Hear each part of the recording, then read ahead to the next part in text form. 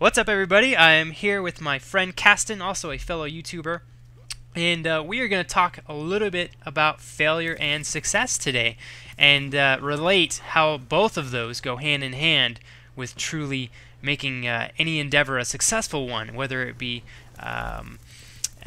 whether it turned out the way you wanted it to or not. So the first thing that I think we both wanted to talk about, and Caston is kind of the pro at this aspect, is how you can take success and look at it in a different aspect. It doesn't necessarily have to be your definition of success. So we want to talk about YouTube channels. So in the beginning, if you say you start a YouTube channel and you want to reach 1,000 subscribers, and you don't reach 1,000 subscribers, how can you make that a successful endeavor by itself? So you didn't reach your goal, but you still have the ability to make that journey that you've taken over this 1 month period that you wanted to reach 1,000 but you didn't. How can you make that still a successful journey? And it's all about the way you really look at it. So with that said, here is the beast sexy stud Caston, and he's going to explain that aspect a little more for you guys.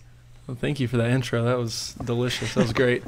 Yeah, so what Flex was talking about is anybody that starts a YouTube channel or does any sort of endeavor where they want to be successful, and you have this predetermined notion that you want this amount of success. You want to determine this goal, and I'll put this in quotation marks because whatever it may be. For this commentary purpose, we'll say you want to hit 100 subs a day in a month's time. So within a month, you want to be gaining 100 subscribers a day. And you get to the end of the month you're doing, and you get to, say, 30. You know, that's more than I have. You know, that's a success in itself. But what really determines the success is who's viewing it. Because you can view a super huge YouTuber that gains hundreds of thousands of people a day or thousands of people a day, and they'll say, well, that's nothing, you know, like, look what I have. And they'll pre-label you as a failure. Mm-hmm. And you can look at it the same way yourself and say, you know what, I failed. This isn't what I wanted. This wasn't the goal for me. And you can label yourself a failure. Or you can take a new light on it. You can take a different aspect, turn over the new leaf and say, you know what, this isn't what I wanted, but it's something. You know, it's better than what a lot of people have. And I'm going to view it as a success because I'm still growing. I'm still getting out there. These people are listening to what I have to say and enjoying my content, and they're subscribing. And it may not be what you wanted. It may be completely different. It may be half as much as you wanted, but it's still something. It's still more than you had last time.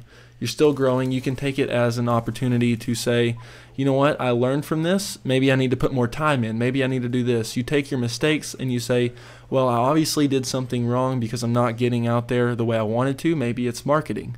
Maybe it's better content, you know. And you take these failures and you turn it into something new to give it a new spin on it and become successful from it and look at it as a success and not as failure.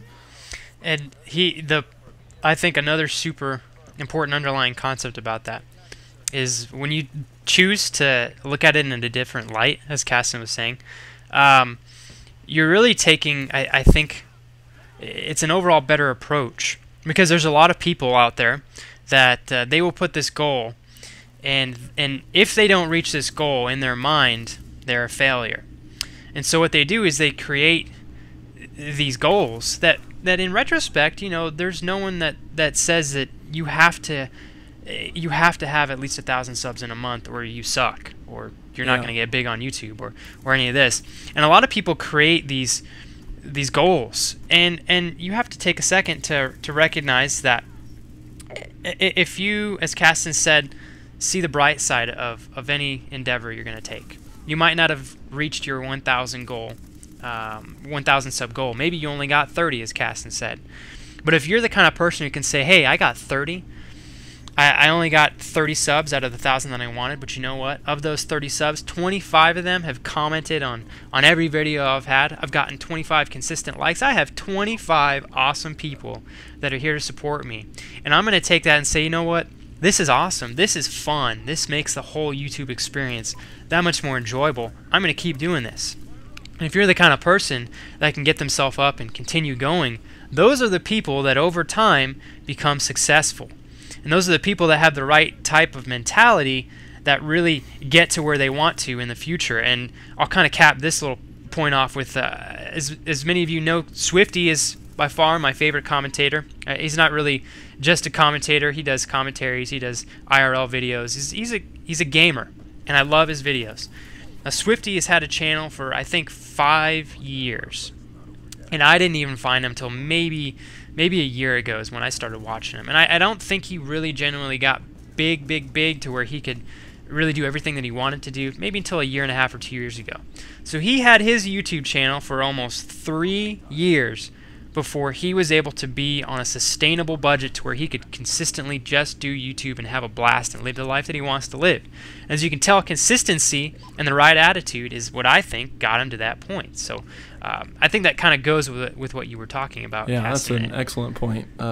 Definitely, I think examples are, everybody relates to examples like, wow, I didn't know that at all, that he persisted through all these years of not being at where he wanted to eventually get all these people, and people discover his content. And sometimes that's all it takes, is you have to change your goal to a different time frame, or just change it altogether so it's relative to what you think you can do. Because a lot of people start out with a lot harder expectations than, they give themselves a lot harder expectations than what they should. Exactly. And when they don't achieve that, they get hard on themselves and I suck at this, why don't I just quit? I don't deserve it. And instead of persisting through and finding something you're good at and actually having fun with it, it becomes more of a job and something that isn't fun.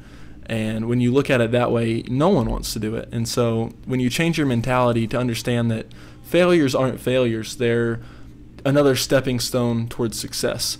And I think that's the best way to look at something when you think you failed. Because, like I was saying earlier, Thomas Edison, I hope he invented the light bulb. I'm pretty sure he did.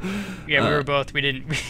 We're both a little unsure. We're not 100%, but hopefully. I think it's like 95. 95%. And when he invented it, they asked him, how did you get through? And he's like, well, I found 79 or something successful ways not to create a light bulb. And I think that's just the viewpoint that everybody kind of needs. It's like, just because you didn't get it that one time, build upon it and take your mistakes and learn from them, and you can create the light bulb. You can create the light bulb and just do whatever you were intending to do the first time. Totally. And when he created the light bulb, of all those 79 or whatever the number is times, every time he created that light bulb, what do you think he did? He took the positive stuff, the stuff that worked from trial 1, and implemented that in trial 2 and got rid of the bad things from trial 1 and did new things in trial 2. So it's just a process. And if you guys can stay consistent and possess the right mentality, hopefully something that I think reflects what we were talking about today and maybe more, whatever you want to build on, like, you can really get to a point of success in whatever endeavor you're going after that a lot of people won't attain because they're too afraid. They let the failures get the best of them, and they don't have the right mentality. But any one of you guys can have that mentality as long as you practice it and as long as you're aware of it. So I guess with that said, I'm gonna let Caston carry this out because he's on fire today. And I just want to say it was a blast doing this with you. If you guys are interested in more of these, he and I are hopefully gonna try to do a dual com at least every 1 week, and at the most every 2 weeks. And I'll try to do my best to do once every week. But anyways, you go ahead and carry it out, man. And, yeah, absolutely. I'm gonna hit on one more point, and then I'll carry us out. Just to relate to something I do personally for school-wise, I create code, and if you've never dealt with code, it can be a hassle and annoying, and staring at a computer screen and going through every line and trying to figure out the problem. And when you said about the light bulb, he took everything from the first step and carried it over. It's the same thing with that. You have to go through and find these parts that don't work and correct them. And every time I do that on code and I understand, oh yeah, that's how it works, I get excited, like we're one step closer to what I want to achieve. And so when you break down what you want to do in life towards that, or whatever your goal is, when you break it down into small steps and go through in each one and find, oh well, that's what didn't work, and try something new, it's an easy stepping stone to actually achieve it. So I think I think that would generally help everybody if everybody can relate to that. Do you have anything else, Flex, you'd like to throw in? Or I'm crystal on this topic. I'll let you can carry it out all the way, man. Awesome. Well, I really appreciate everybody listening to this commentary. I hope you enjoyed something and took something out of this. Always leave constructive feedback down below, and we'll take the best out of this and hopefully carry it over to the next one.